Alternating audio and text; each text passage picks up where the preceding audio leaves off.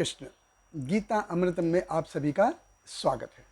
तो हम आ गए हैं भगवत गीता अध्याय 16 श्लोक क्रमांक 24 और ये इस अध्याय का अंतिम श्लोक है।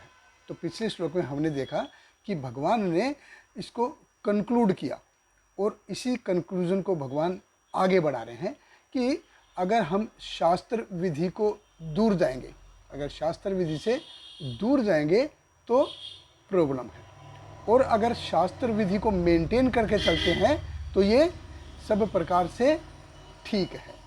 तो भगवत गीता अध्याय 16 श्लोक क्रमांक 24 भगवान कृष्ण कहते हैं, तस्मात् शास्त्रम प्रमाणम ते कार्य अकार्य व्यवस्थितो ज्ञात्वा शास्त्र विधानोक्तम कर्म कर्तुम ई अर्हसि।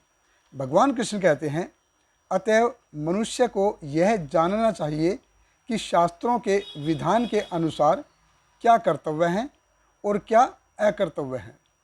उसे ऐसे विधि विधानों को जानकर कर्म करना चाहिए जिससे वह कर्मशः ऊपर उठ सके। देखिए, जैसे हम सफ़र करते हैं तो एक जगह से हम दूसरी जगह जाते हैं, तो उसी प्रकार इस जीवन में हम भौतिक जीवन से आध्यात्मिक जीवन में जाते हैं, और सफ़र के बीच में हमारे पास ये स्वतंत्रता रहती है, फ्रीडम रहती है कि हम कहीं भी उतर जाएं, कहीं भी कूद जाएं। अभी कहीं भी उतर जाएं, कहीं भी कूद जाएं, इसका अर्थ क्या है? इसका अर्थ यह है कि अरे, हमने शास्त्र विधि को छोड़ दिया। अगर मैं बीच में कूदूंगा तो डूब जाएंगे। अगर जैसे नदी पार करते हैं, हम एक छोर से हम दूसरे छोर तक जाते हैं, एक किनारे से दूसरे किनारे पे जाते हैं। अगर उसी प्रकार अगर इसमें भौतिक जगत के नियामक तत्वों का आधार नहीं लूँगा, मैं यहाँ से बाहर निकलने का प्रयास नहीं करूँगा, काम क्रोध लोभ इनका ही सहारा लूँगा, तो ये एकदम ऐसे ही है जैसे नदी में नाव से बीच में कूद मार देना, बीच में उतरना। तो इस भौतिक जगत की जो तुलना है ये किससे की गई है? ये सागर से की गई। इसको भाव सागर बोलते हैं।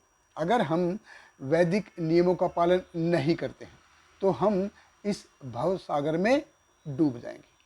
तो इससे उबरने के लिए भगवान ने हमको ये आध्यात्मिक ज्ञान दिया है। तो आध्यात्मिक ज्ञान क्या है?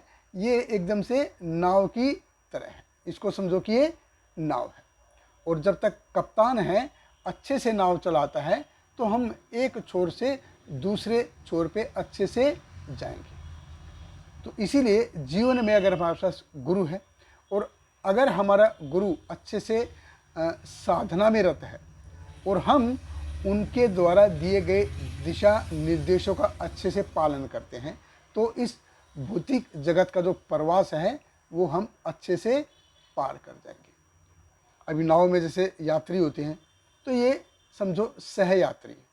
सहयात्री कैसे है? कौन है?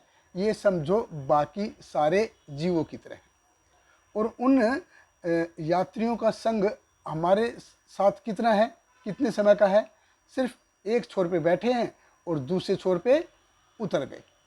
तो उसी प्रकार हम इस जन्म में आए, इस जीवन में आए और हमने इस जीवन को जिया, तो सबको सिर्फ इतना ही ज्ञान है, इतना ही पता है।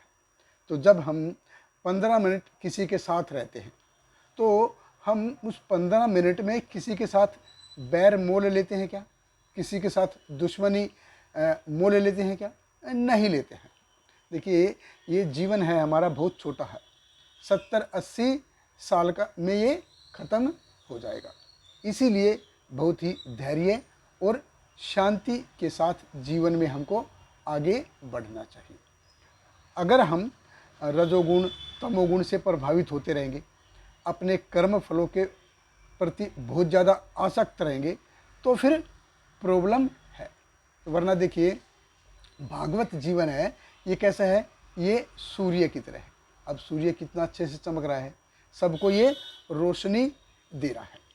तो भगवत कृपा ये जीव के लिए कैसे है? ये ऐसे है बिल्कुल जैसे सूर्य के जैसे है और वो हमेशा बरस रही है। और अगर हम अपनी आँखों पे पर्दा डाल लेंगे या हम सिर्फ छाया में ही रहेंगे और हम बोलेंगे कि हमारे पास हमारे ऊपर तो भगवान की कृपा है ही नहीं, तो ऐसा कैसे होगा। तो इस 16वें अध्याय का जो सार यही है कि जो शास्त्रों में जो विधि विधान है, जो नियम दिए हैं, उनके अनुसार जीवन जिया जाए और आगे बढ़ा जाए। बहुत बहुत धन्यवाद। हरे कृष्ण। श्रील प्रभुपाद की जय। हरे कृष्णा कृष्ण कृष्ण हरे हरे, हरे रामा राम राम हरे हरे।